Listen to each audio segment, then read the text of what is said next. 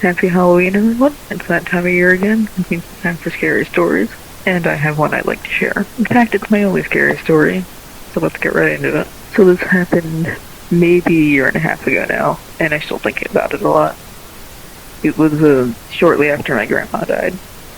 The weeks after that were pretty normal, I'd say, but one night, something totally freaky happened.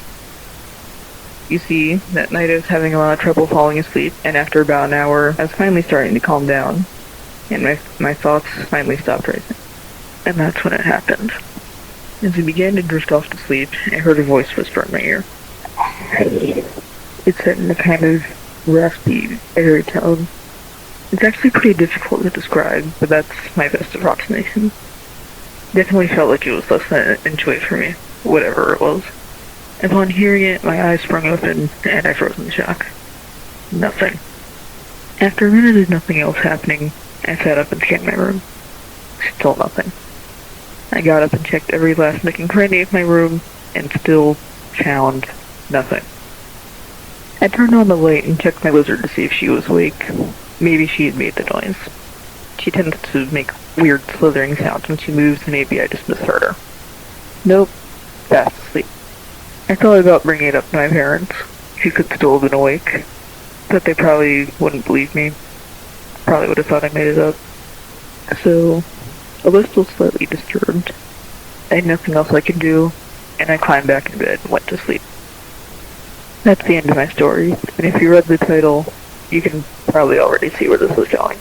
If you don't want it ruined, you should stop watching here. I hope you enjoy your Halloween, or did enjoy your Halloween, and stay safe out there. For those of you who want to hear my thoughts about it, stick around. I've never really brought it up to others, really only a few people, but it did leave an impact on me. Probably because I didn't really believe in the paranormal, and honestly I still don't. So was I really visited by a ghost, maybe even the ghost of a dead relative, or does this little story have a better, more probable cause? In the time since this happened, I've gradually become more convinced of the latter, or the natural explanation. After all, the evidence that this could be anything spectacular is fairly lacking. Much of it is circumstantial. I think if it had happened at any other time instead of right after a family member's death, it wouldn't have shaken me as much. Also, the voice didn't really sound like anybody in particular, which I think is a little concerning if the supernatural explanation were to be the case. My basis for believing this was nothing special rests pretty much entirely on hypnagogia, which is one of the transition stages between wakefulness and sleep. Basically, your brain is beginning to slow down for the day and settle into sleep, kind of like being awake and dreaming at the same time. As you can imagine, this can produce some pretty bizarre effects.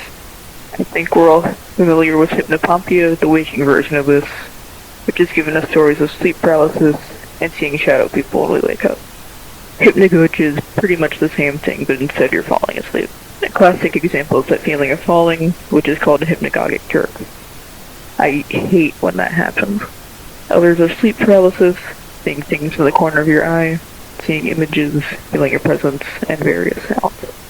A lot of people report beeping, knocking, banging, and voices, which doesn't always sound like you're in a monologue. So if the voice doesn't have to be my own, why should I believe the voice I heard was external to me, and not simply one of these hallucinations? After all, if I've experienced a few other hallucinations, particularly ones that affect proprioception, and that stupid falling one, what's stopping this from just being an auditory one? But for me, auditory ones are pretty rare. This is actually the only one I remember.